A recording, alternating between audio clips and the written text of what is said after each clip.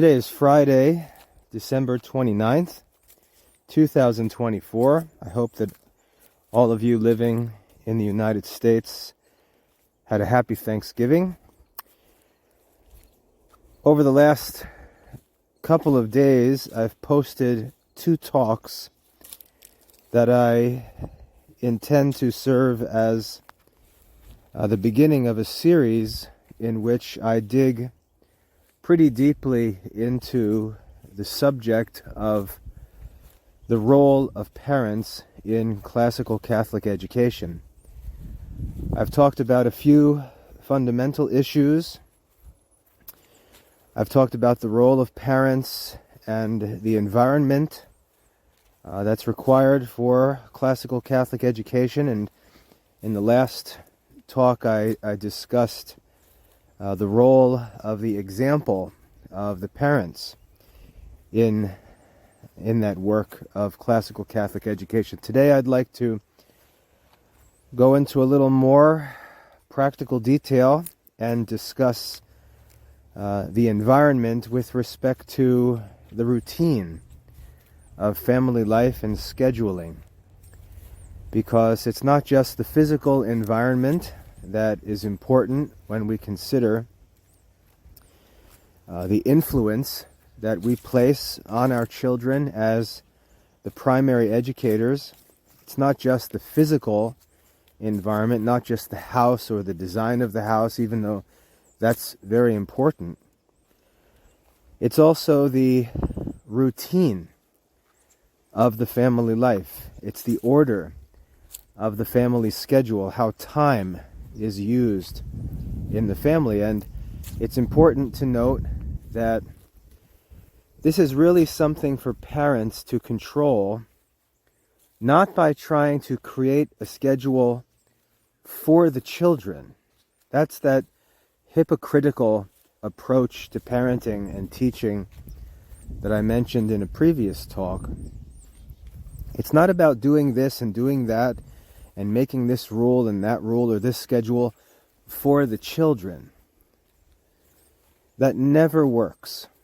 It's really about establishing your own routine, your own schedule, your own culture, your own habits, and simply raising your children in the presence of those habits.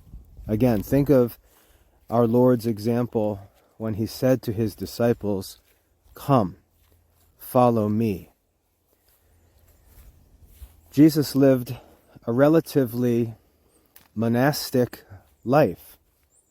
He lived as an individual, taught, served, suffered as an individual.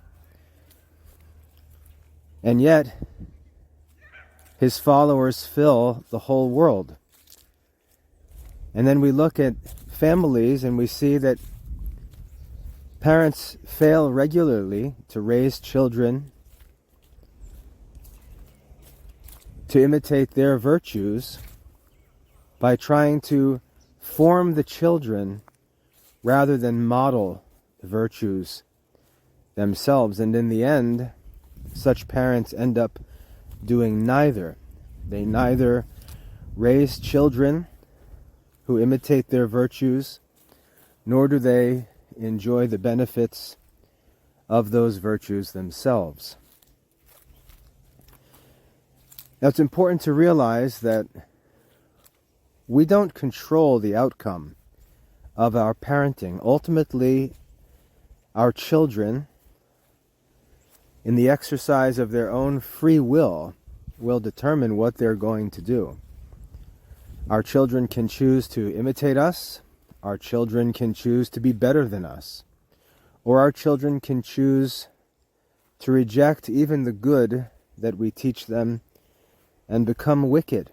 And the model of this rebellion, this potential failure, is always present to us in the person of Judas Iscariot. If you think that if you get everything right in parenting and education, and you get all the right stuff and the right methods and the right books and the right resources and this and that, and get everything right, it will necessarily lead to good results, just reflect on the reality that Judas Iscariot lived as a disciple of Jesus Christ, lived with Jesus Christ, watched Jesus' daily ministry, saw the miracles, heard the teachings, and still rejected the faith. If it's possible for one of the disciples of our Lord to reject the perfect example, the perfect teaching, it's most certain that our children, even if perfectly raised, perfectly taught, can choose to throw it all away. And when we consider this, when we consider this possibility, we need to think soberly and realize that while we cannot control the outcome of our children's lives, we're ultimately responsible for one thing. We're ultimately responsible for one thing. We're responsible for practicing the faith ourselves. That's what we're ultimately responsible for. In my Dominican formation, we learn about the mission of Dominicans to contemplate and to share the fruits of their contemplation. And when we hear that at first, it seems pretty simple. It sounds like you study and then you teach people. You study and you preach, to contemplate and to share the fruits of that contemplation. But as we learned in our formation, there's actually much more to that mission than just studying and sharing our learning. Let me just say, at this point, you may hear some yelling and shouting in the background because all my sons are home for Thanksgiving and they're having some fun out in the front yard. I'm out back in the gardens. But when we learned about the mission to contemplate and share the fruits of that contemplation, we learned that this really doesn't have much to do with other people. It's really about us as individuals and our relationship to God. And when we think about the two great commandments that Jesus taught, he taught that the first commandment was to love the Lord your God with all your heart, soul, mind, and strength. And that relates to the work of contemplation. Contemplation is ultimately directed and motivated by our love of God. It's our desire to know God. That's what contemplation is. And so in contemplation, we fulfill the first commandment. We love God with all our heart, soul, mind, and strength. And then we come to the second commandment, which is to love our neighbor as ourself. To love our neighbor as ourself, and this is practiced by sharing the fruits of our contemplation, sharing the knowledge of God, sharing our love of God, serving our neighbor. And this work that we do for our neighbor is really not done with a view to any outcome in our neighbor. Again, we can't control the outcomes because our neighbors have free will. And so our goal in serving our neighbor is not to obtain some outcome. When Jesus teaches us, whatever you do, give and seek nothing in return. In other words, our giving, our serving, our ministry to others is not done that we might bring about some result. It's not done for the sake of a result. It's not even done for the sake of the person to whom we offer it. It's really done for God. We do what we do for God. If a man appears to be poor and he asks for some help, and we dig through our pockets and see if we've got any money on us, and we offer a man some money, some will say, but you don't know what that man's going to do with that money. That man might be lying. He might just use that money to go buy some alcohol or some cigarettes. And that's all true. He might. But the reality is that I didn't share that money with that man thinking I was going to save his life. I did it because I was thinking about God and God's goodness to me, and how I would want God to respond if I asked Him for a favor. And so I did that good deed, not for the man's sake, but I did it for God's sake, even for my own sake. It's that selfless service that seeks nothing in return, seeks no outcome, but that simply does what is right to please God, because He deserves our love and service. And so when we think about that mission, and by the way, if you're interested in education and prayer and preaching the gospel and so on, I strongly recommend you consider becoming a lay Dominican. That's a side note, but the formation and the community, the graces that are given to those who become lay Dominicans are really invaluable. And if you're interested in these things, as you likely are if you're listening to these talks, I strongly recommend that you get in touch with a local chapter or group of lay Dominicans and spend a year as an inquirer, just learning about the lay Dominicans, and see if it might be something that you ultimately find yourself drawn to. That's just a side note. But as parents, all of this describes our mission. Our mission is to love God with all our heart, soul, mind, and strength, and to love our neighbor as ourselves. Not for our neighbor's sake, not for our own sake, but for God's sake. Like St. Paul talks about our reasonable sacrifice, because God is worthy of our love. He's worthy. He deserves our service. We say in the act of contrition, He is all good and deserving of all our love. That's what motivates our good deeds. And this is the work we do in parenting. It's just Christianity applied to a specific relationship. It's just Christianity.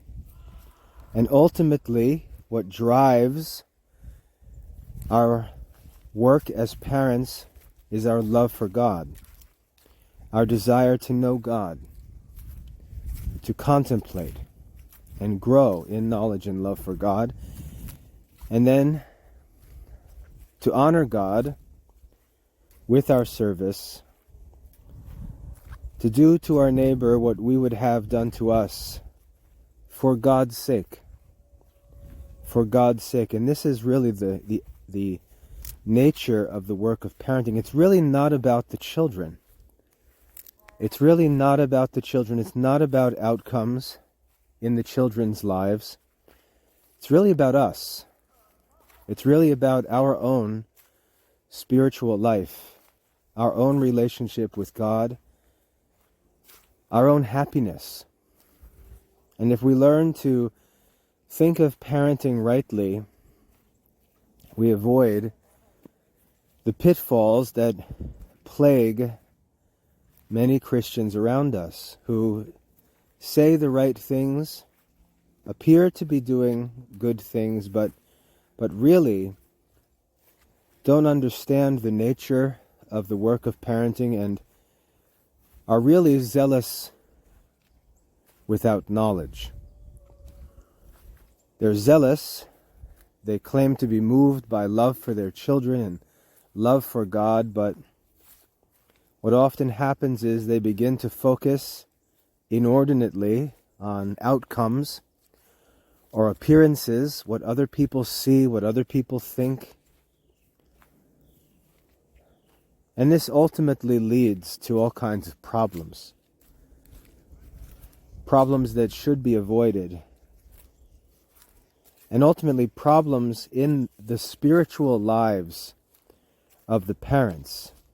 You know, when we see, for example, Catholic parents turning against the Pope and against the bishops and following after schismatic, so-called traditional celebrity priests and things like that, that's a symptom of some deeper problem. That's a symptom usually of a Catholic who has sought to take upon himself or herself the task of producing outcomes that are not in his or her control, rather than just being obedient. Rather than being contemplative and obedient, when Christians take upon themselves the realization of a certain culture or a certain lifestyle or a certain feeling, it often leads them, because they become deceived thinking that this desired outcome is good and therefore right. They get this mentality that the end, because the end sounds good, it therefore justifies the means. Means which may be positively sinful. It justifies disobedience.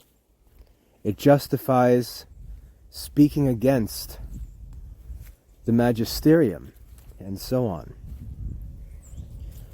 If we focus on outcomes, we end up falling into spiritual traps.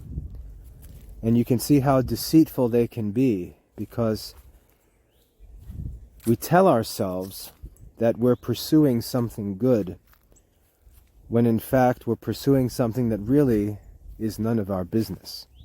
It's not necessary to our Christian life or to our salvation. And when we consider that saints like St. Paul and St. Peter were able to live in a state of Christian perfection under an emperor like Nero, when the church was really totally in a development mode, there was no established culture other than the simple ministry of the apostles and the fellowship of the Christians, that men could have lived happily and perfectly under such adverse conditions really condemns any complaining today, when Catholics begin speaking against the Pope and doing all sorts of maverick, Protestant-ish type things in the name of trying to worship God with reverence, or to have a certain culture, or to have a certain appearance, and so on. So beware of focusing on outcomes that are not in your control, rather than focusing on actions which are in your control and which are your responsibility. So when we talk about the schedule and the routine and the order of the home, let's not talk about the children. Let's talk about the Christian adults. What are the Christian adults doing for God's sake, for their own spiritual life? Because they create a family, they create the life, the culture, and so on, into which children are born. The culture should not be created artificially to have a certain influence on the children. The culture should already exist. My wife and I learned this when we were preparing to get married. We had the great benefit of going through a marriage preparation course with some friends of ours. We were Protestants at the time, but it was a biblical course in preparing for marriage, and one of the main teachings was that the family doesn't begin when children are born. The family begins on the couple's wedding day. Children are born into a family. Children are added to a family. The culture of that family is determined by the husband and the wife, not by the children. And so the question is, what is the culture of the family? That is, of the adults in the home, of the husband and the wife. And again, I often get asked by young parents, what should I do to get my children started? I've got young children, I want them to get off to a good start. What should I do? And what they're asking for is some kind of academic advice for what the children should be doing. And what I tell them always is establish family culture. That's what you need to do to prepare to educate your children. It's about you. It's about your own life, your own habits, your own culture, because you can't fake it. If you don't pray, your children are not going to listen to you talk about the importance of prayer. If you don't study theology, your children are not going to talk about theology because you don't talk about theology. If you're a silly person, you're not going to raise children who are sober. You've got to establish yourself as the model and say to your children, do what mommy does, do what daddy does, and so on. So how do we establish this routine? How do we establish this routine? Where in the world do we begin? And this, of course, relates to a schedule. Now, it wouldn't be wise, it wouldn't be prudent for me to go into details of a schedule by giving specific times for things, because our circumstances are all different. In some families, a father may have to leave for work at 6 o'clock in the morning. In other families, a father may work from home. In other families, a father may work a few days a week, or may work seasonally, may work an overnight shift. So there's no way to say this set of times and activities is necessary. That's not true. There are some principles that apply to every family, and I would recommend learning these principles and working to fulfill these principles in your own unique circumstances. Some of them can't necessarily all be fulfilled. Some will need to be goals that we aim for in the future. Some of them can be implemented immediately. But we've got to be principled when we talk about scheduling. When we talk about routine, we've got to be principled, because the circumstances of our lives will always be changing. Just think of how much change there is in a family. Just think of how much change there is in the life of a woman. One day she feels great. The next day she's got menstrual cramps and doesn't feel well. Then she finds out a few months later she's pregnant. Now she's going through pregnancy. Her body's crazy every day, all kinds of wackiness going on. One day she's tired, one day she's full of energy, the next day she feels sick. Then she's getting ready for delivery and childbirth. Then she's going through labor and delivery. Then a child is born. The child comes home. The mother's healing after delivery, and she's beginning to nurse a new baby, establishing the baby's routine with sleeping and feedings.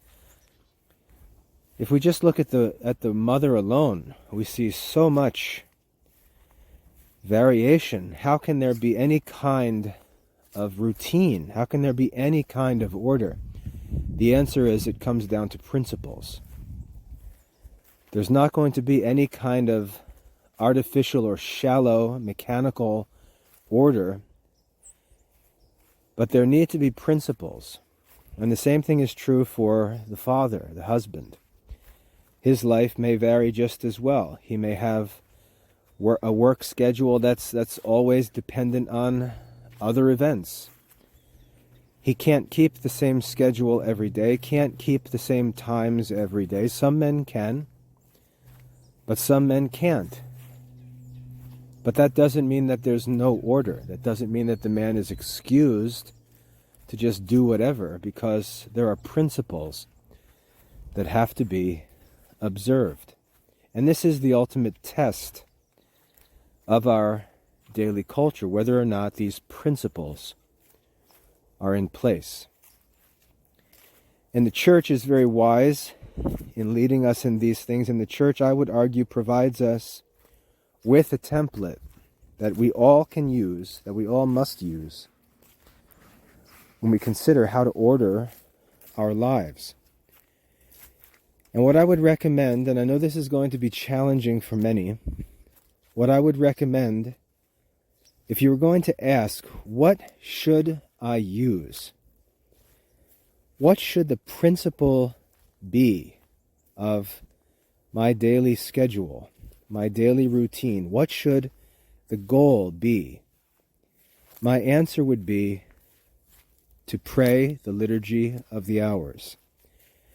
And I know that that may sound crazy, but what other ordering principle would there be? For many mothers, even many fathers, what I see is that the day, if we look at the schedule, it's organized around meals. We say, oh, we're going to have breakfast at 8 a.m. and then we're going to have lunch at noon and dinner at 6 p.m. And the day is really scheduled around eating. The meals are the ordering principle of the daily routine. And when we think about that, we would say, what kind of cattle are we that our day is ordered by our feeding times? We're creatures made in the image and likeness of God, composed of body and soul. Why would our daily schedule be comparable to that of a herd of cattle? Feeding times can be the ordering principle of the Christian schedule. We could think about our work schedule. But what's funny, when we talk about our work schedule, if we're honest, most of us really don't work that much. If a man's got a 9-to-5 job, 2/3 of his day is spent out of work. Why is work used as an excuse for not doing things? A man spends more time out of work than in work.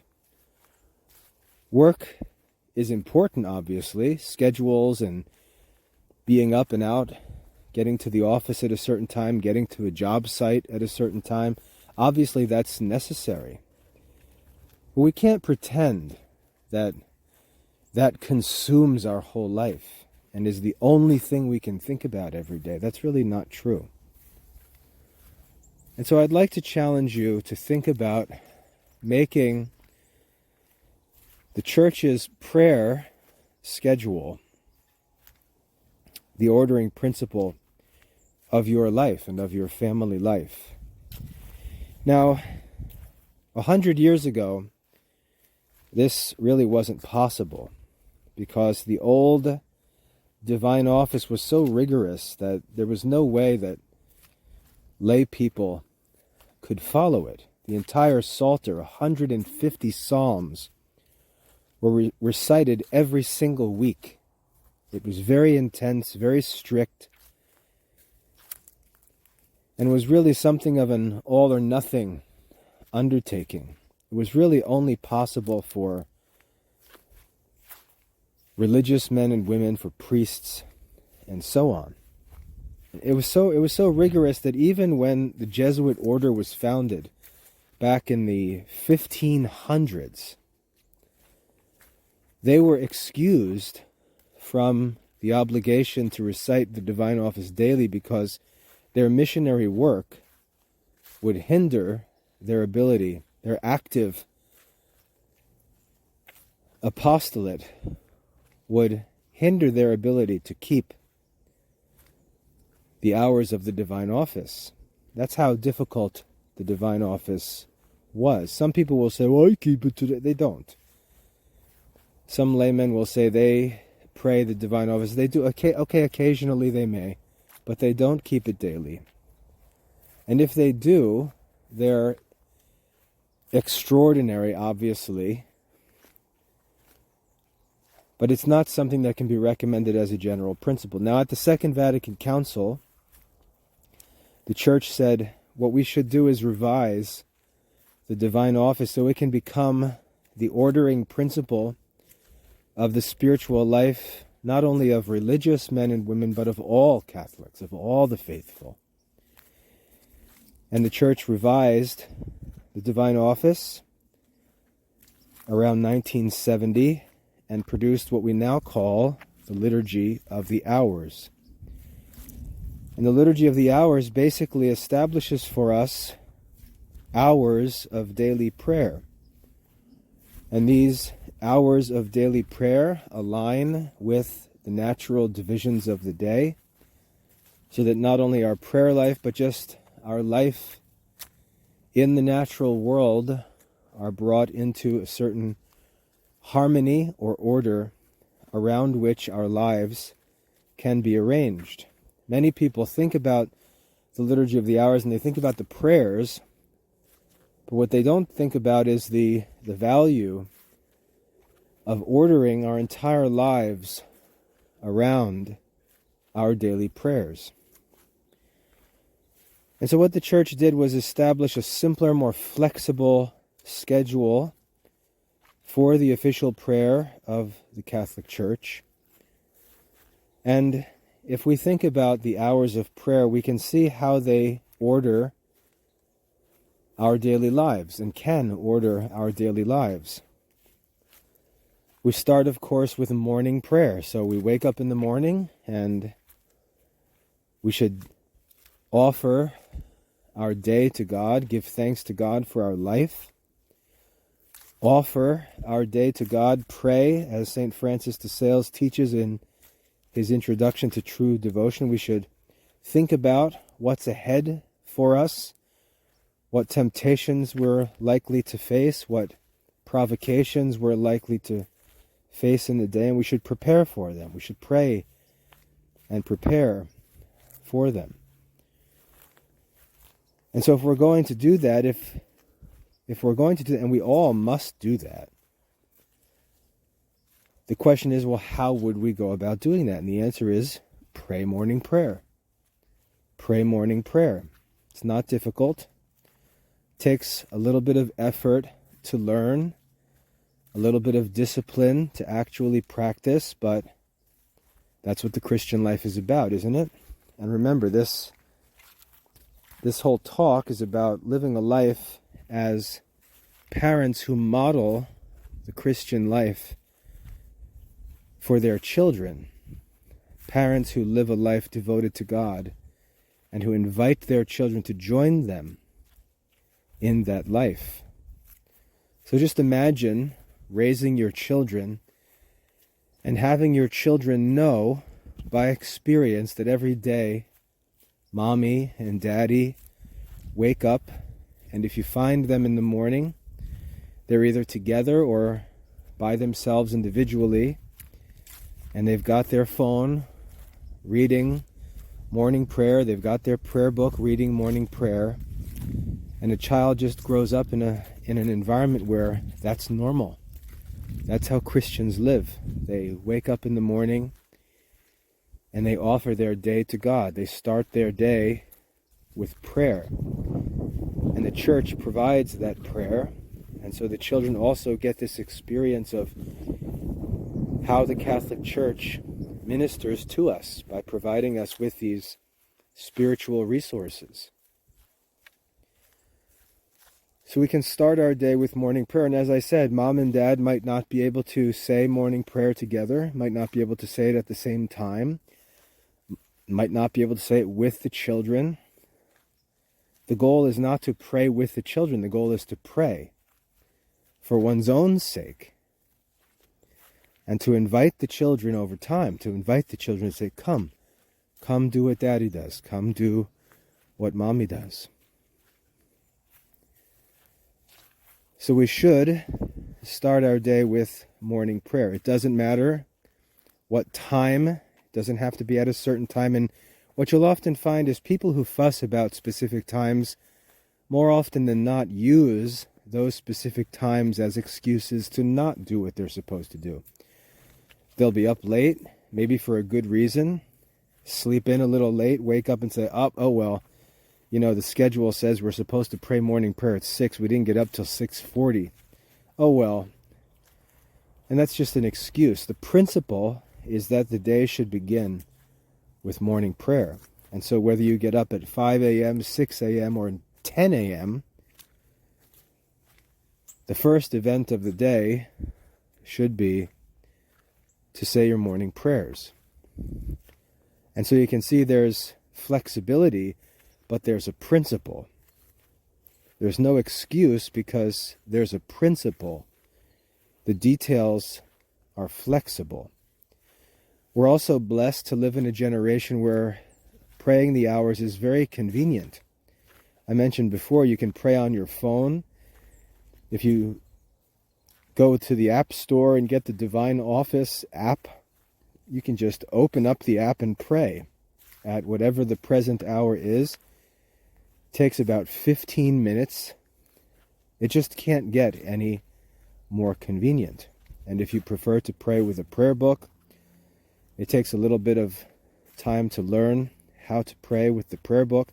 I actually have an article on the CLA website that explains how to pray the Liturgy of the Hours, so you can just use your prayer book and figure out what you're supposed to pray by yourself without any crazy guides or anything like that. It's all in the prayer book. You just have to learn how to use it. But there's no excuse to not pray, wherever you are. It can take an hour if you have time and want to just go slowly and reflect on things, or it could take 10 minutes if you're in a rush. But you can still recite morning prayer to get your day started. The principle orders the day, not the details of the schedule. And then after morning prayer, you get to work. Get your day started. Get out to the office, get out to the job site, get the house going, get the kids up, get breakfast made, start the school day. And you've got this period in between morning prayer and midday prayer. And at midday, you're probably going to stop for lunch break. You can take a few minutes and recite what is a shorter hour of prayer, shorter than morning prayer, which is daytime prayer, midday prayer. And you can use that to mark the middle of the day. As the sun reaches its height outside, you can take time to recite midday prayer.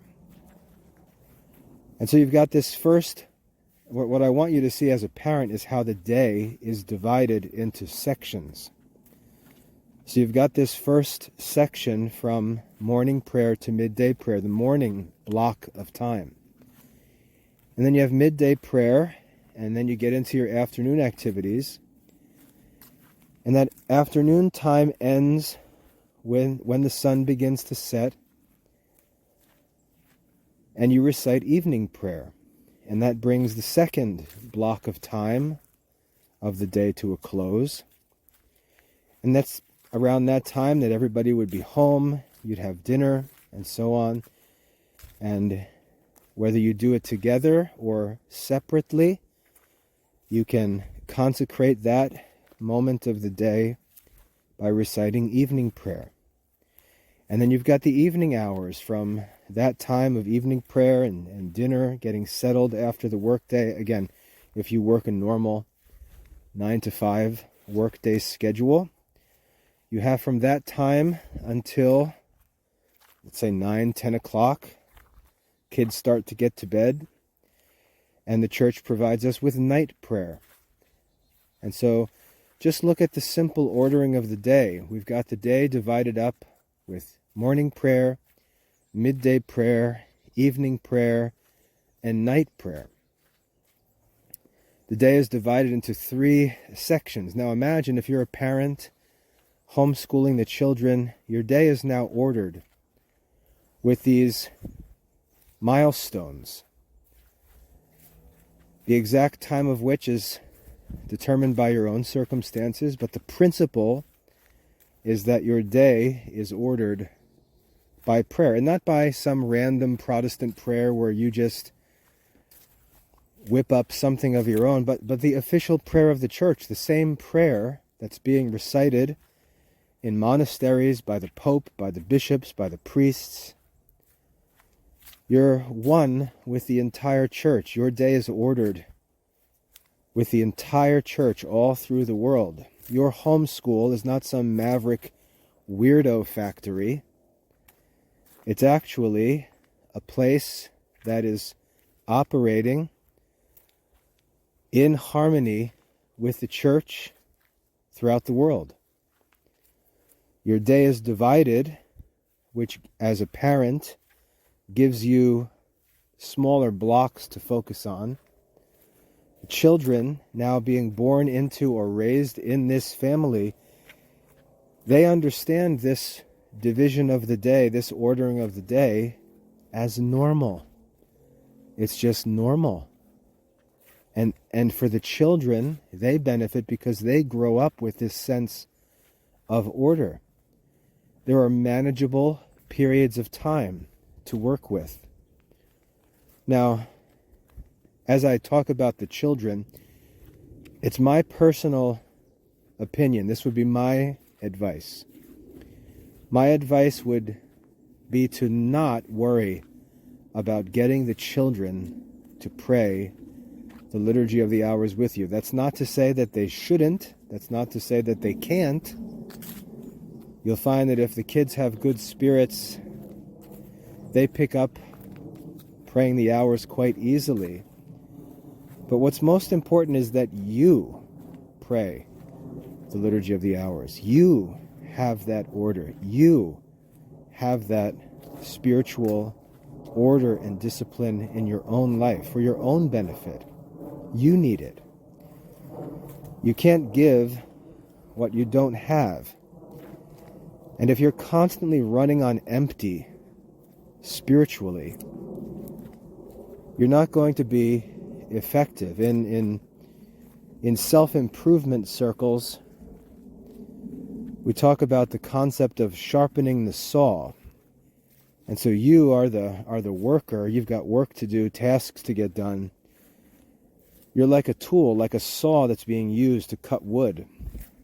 And you can cut and cut and cut, but eventually the saw begins to get dull.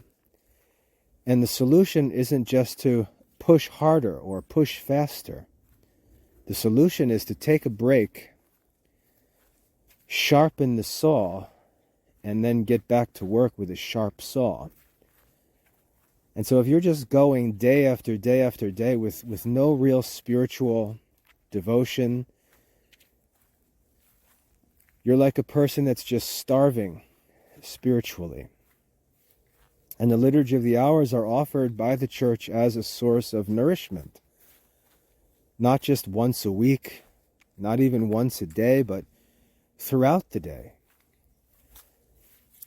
And so for your own sake, I would recommend you pursue this. And like I said, I wouldn't try to make it a situation where either the whole family does it together or no one does it. I would say that if Dad can pray the hours by himself, he should. If Mom can pray the hours by herself, she should.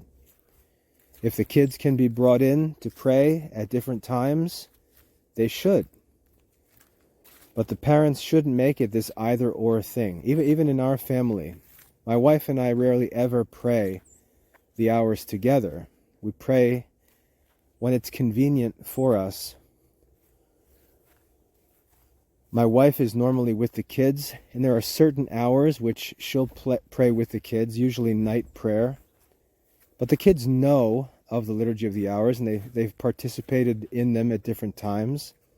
They know of them, they've been introduced to them, they see us praying the Liturgy of the Hours. They know that as lay Dominicans we're committed and promised to pray the Liturgy of the Hours.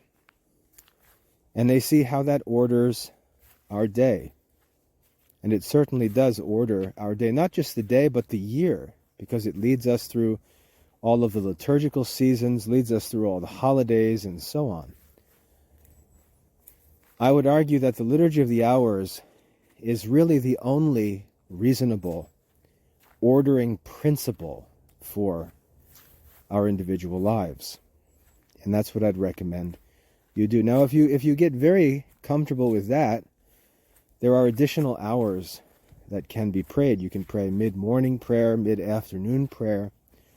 Those are minor hours, and I wouldn't worry about them until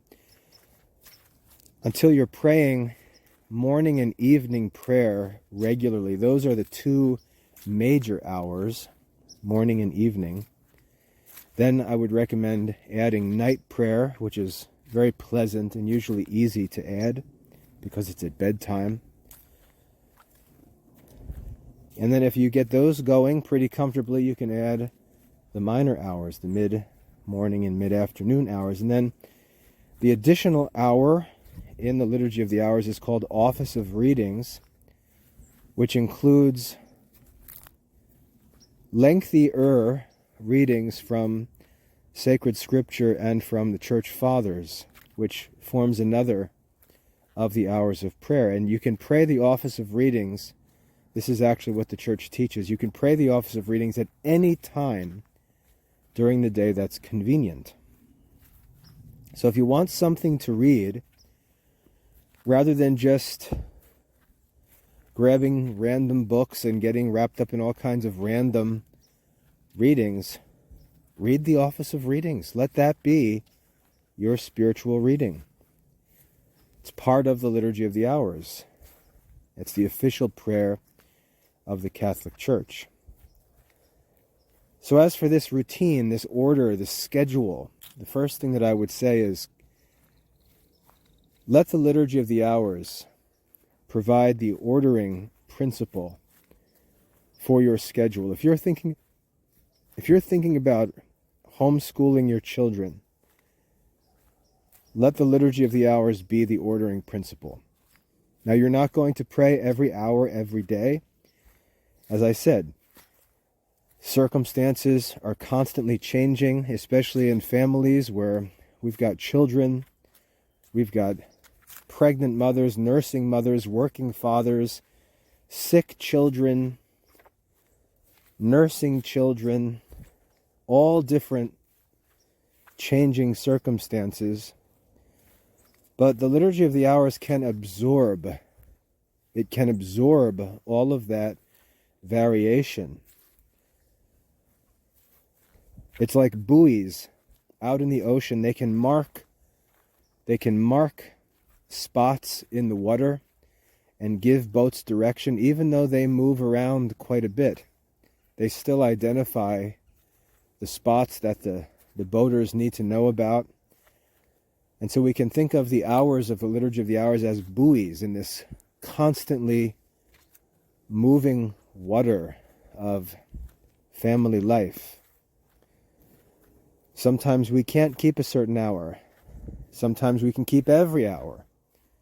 But we should constantly be looking to those hours as the ordering milestones or buoys of the day, and it will bring order to our lives. Otherwise, think about how miserable it is to just be lost in this ocean of time, where every day is just the same circling of the sun. Time really has no special order or division. There's no sense of holiness or sacredness in the day. There's no spiritual order, no harmony with the life of the church. That looseness, that lack of a schedule, or just making up your own schedule, design your own curriculum, design your own schedule, that's a miserable life. That's not a Christian life. The church already provides us, God already provides us with an ordering principle, a priority for our day.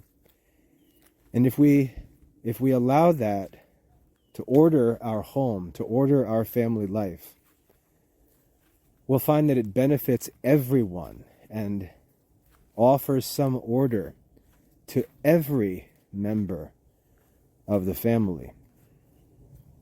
For example, if I walk in the house right now, it's about 5 o'clock. If I walked in the house, saw my kids in the living room and said, "Hey, where's mom at?"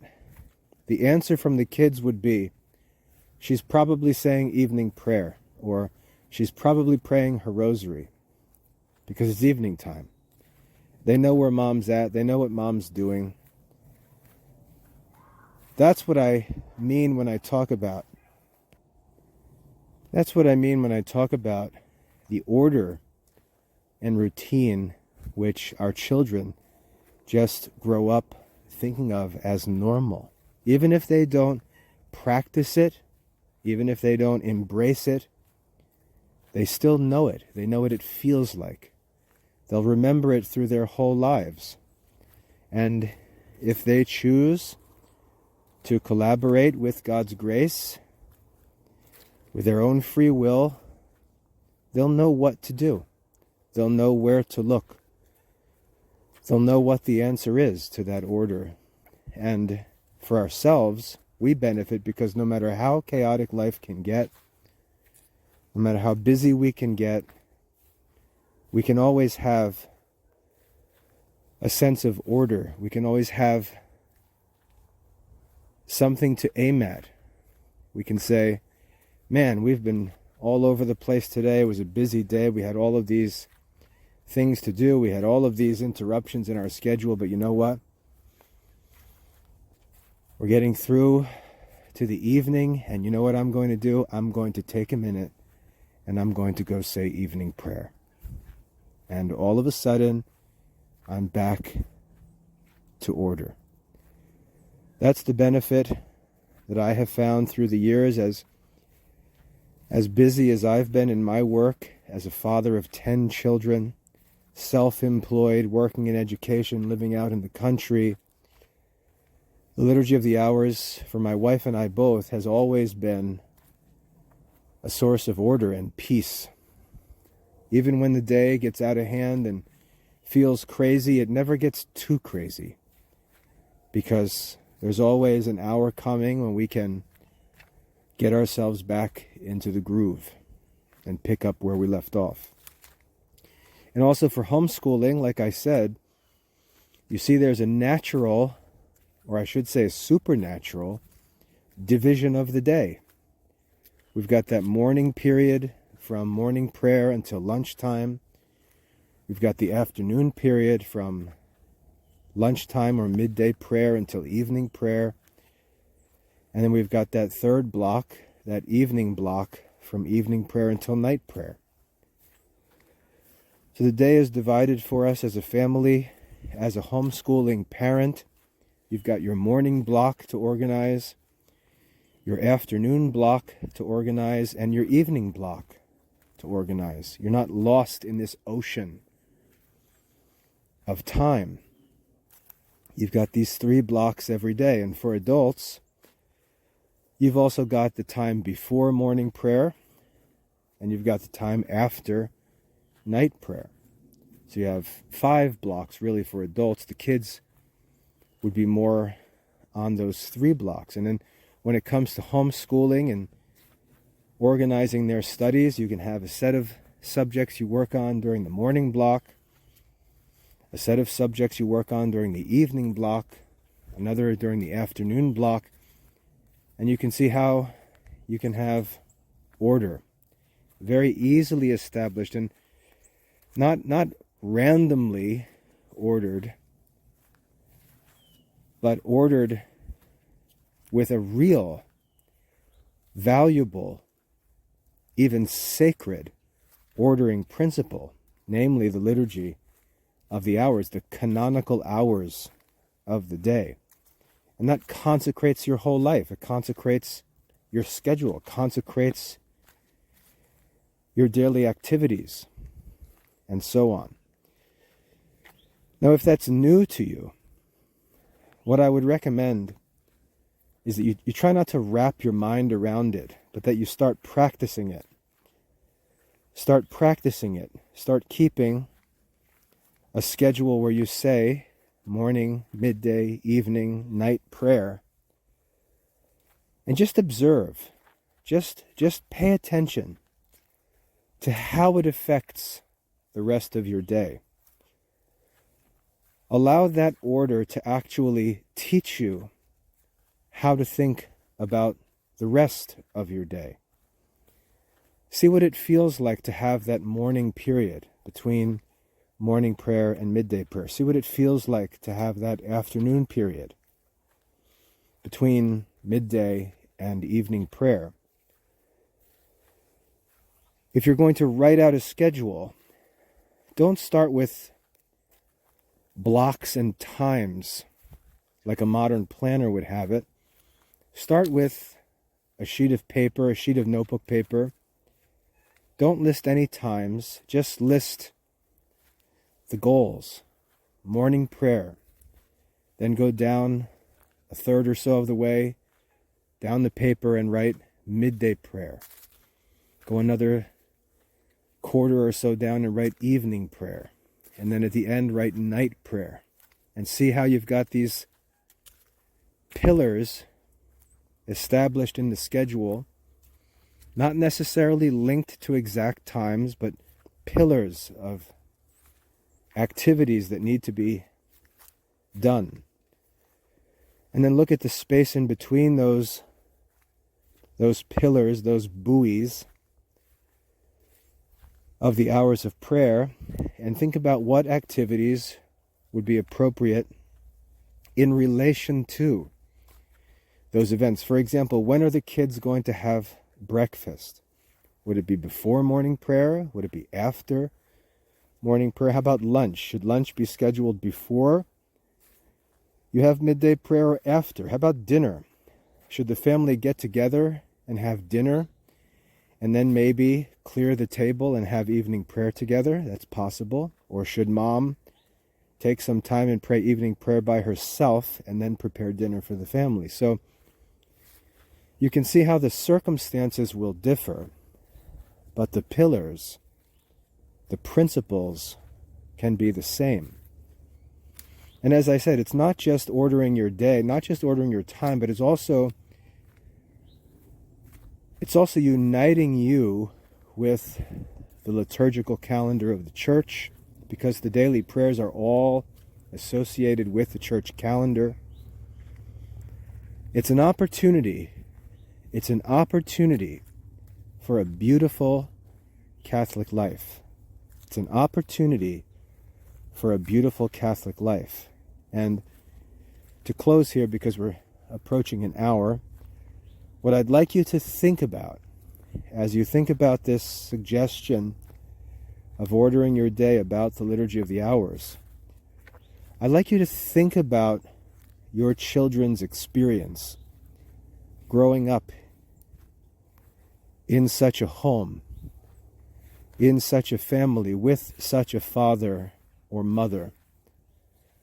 Think about the the influence that would have on your child, on your children, through their experience, where they wake up in the morning and find mom or dad saying morning prayer, where they find mom or dad taking a minute at the middle of the day to say midday prayer, where they see dad come home from work, settle down in a comfortable chair and not turn on the TV, but grab a prayer book and say evening prayer, or wrap up the day, dim the lights in the house a bit, quiet things down, and say night prayer before going to bed. Think about how that experience would form and influence your child. Not because you seek to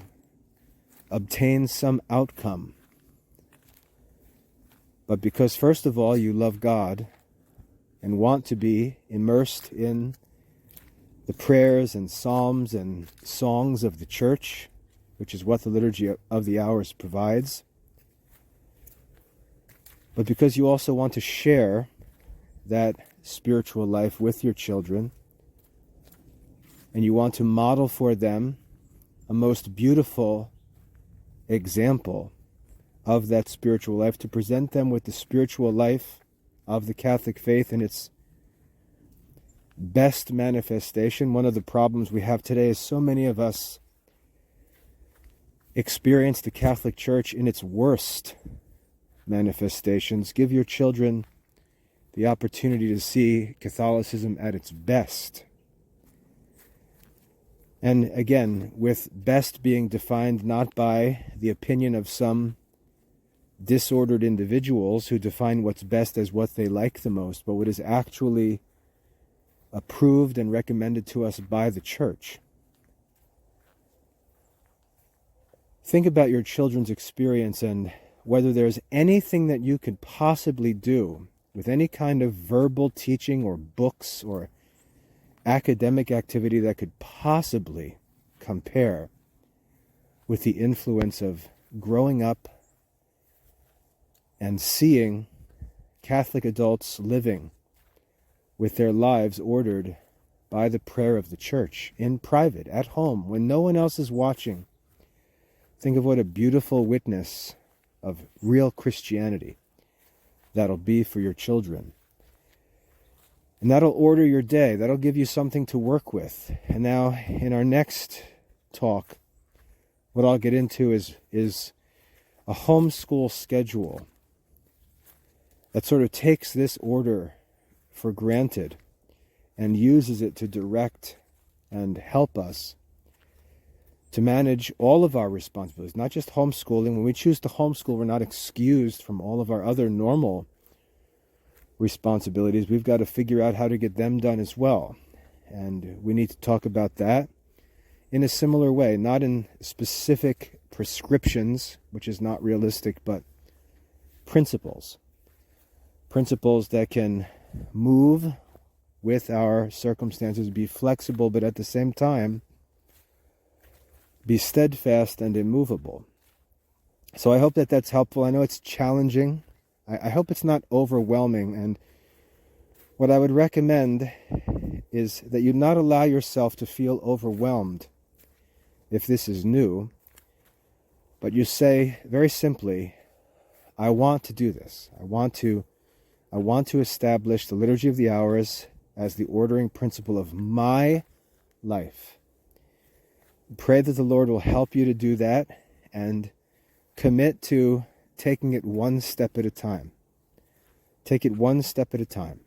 And if you want help with that, get in touch, because I can help you to get started, sort of ease your way into the Liturgy of the Hours. I can help you to get into it. Remember, as a lay Dominican, it's part of my spiritual life, my vocation as a lay Dominican, something that I'm actually trained in and taught and practice as a lay Dominican. So if you'd like help getting started, and also because I'm a layman, a father with a bunch of kids, business owner, and so on, I can help you with the practical challenges and help you not to get discouraged or overwhelmed by it. So I encourage you to commit to the Liturgy of the Hours, not as a perfectionist, but as a principle, as a goal. And commit to working up to whatever level of keeping the hours that you can. And I think if you do that, if you approach it responsibly, realistically, and patiently, humbly, you can succeed and add it to your life one step at a time, one layer at a time. And especially if your children are young and growing, you have time to establish these routines and have them in place by the time life starts getting really busy, because it's just going to get busier. I hope that's helpful. Next time we'll talk a little more about scheduling and managing education with respect to the environment and routine, but I hope that this is a helpful first step in that direction. God bless.